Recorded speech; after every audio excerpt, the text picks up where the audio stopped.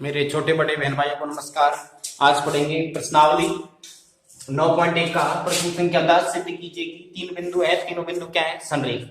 संरेख सिद्ध करना है और संरेख सिद्ध करने के अपन को एक बात आवश्यक है समझना, बहुत इंपॉर्टेंट बात है, तो प्लीज थोड़ा सा ध्यान देना कि बात क्या है कि तीन बिंदु संरेख होने के लिए आपको पता है एक ही संरेखा पर बिंदु होना आवश्यक है, एक ही संरेखा पर स्थित होना आवश्यक है। और आपको पता है कि यहाँ पे इस स्थिति के लिए आपको कंडीशन लगानी पड़ेगी। यदि अपन देखो एक त्रिभुज का निर्माण करते हैं, देखो आपको एक बात समझनी है कि त्रिभुज की दो भुजाओं का योग तीसरी भुजा से अधिक होता है। आपको पता है, आपने में पढ़ा है, ठीक है, प्रश्नावली 10 में अच्छा काम आता है आपके। तो ये बात आपको समझनी है कि यदि ये भुजा 8 है, ये 4 4 हो सकती है क्या? ये 4 4 हो सकती है क्या? तो आपको समझना है ये 8 ये 4 4 नहीं हो सकती, इससे त्रिभुज का निर्माण नहीं होगा। अगर त्रिभुज का निर्माण नहीं होगा तो आपको समझना है कि ये दूरी अगर ये यहां नहीं मिलेंगी तो डायरेक्ट ऐसे गिरेंगे भाई, तो यहां पर आएगा, जो बिंदु बनेगा यहां पे तो आएगा, तो क्या हो जाएगा वो वही संरेख, और उसके निर्देशांक आपको दे रखे हैं।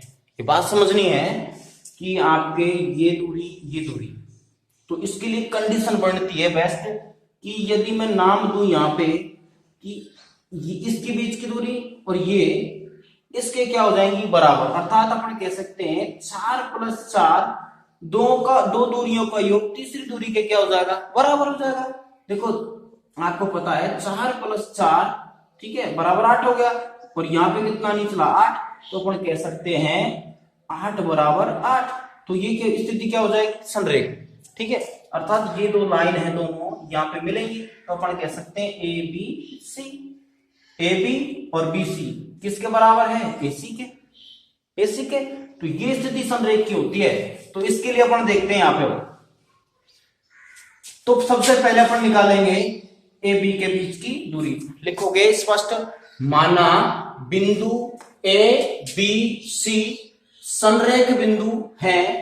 क्या है भाई? है, क्योंकि अपन ने मान लिया, अब करना है अपन को सिद्ध। तो लिखो, मैं एक बार लाइन लिख देता हूं, चलो। माना ए 1,1 बी -2,7 तथा सी 3,-3 संरेख बिंदु हैं। संरेख बिंदु है भाई। अब करना है हमको सिद्ध।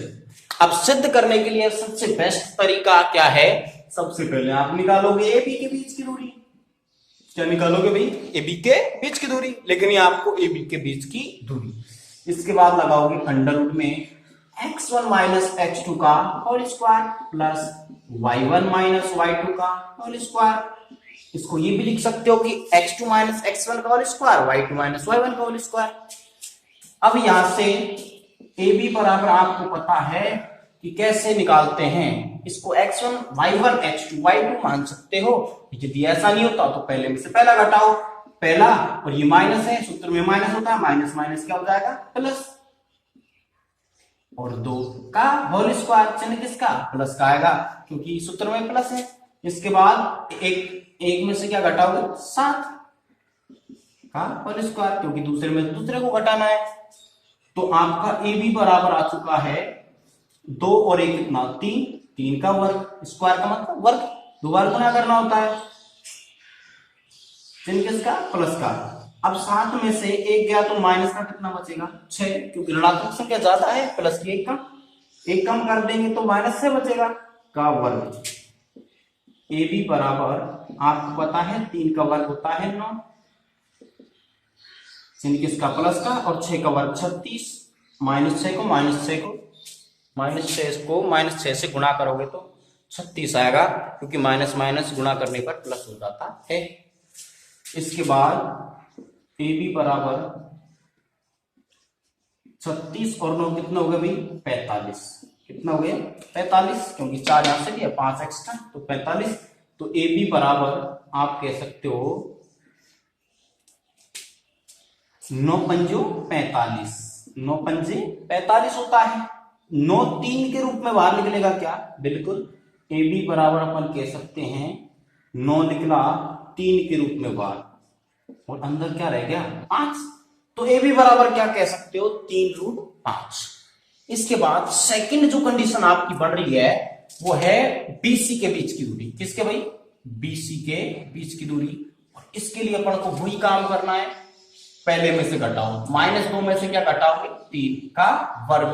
अब 7 में से क्या घटाओगे -3, और माइनस माइनस प्लस हो जाएगा, तो अपन घटाएंगे, चिन्ह किसका बीच में? प्लस का आएगा। ठीक है, प्लस चिन्ह लगा देते हैं पहले। अब करेंगे अपन 7 में से अपन घटाएंगे -3, माइनस माइनस हो जाएगा प्लस का वर्ग। तो BC बराबर यहां पे अपन कह सकते हैं कि -3 और -2 कितना?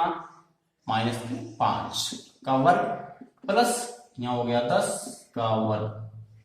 तो BC बराबर 5 का वर्ग 25, ऋणात्मक संख्या हटेगी, समघात है, चिन्ह किसका? प्लस का। 10 का वर्ग कितना होता है? 100। तो BC बराबर हो गया आपका 125।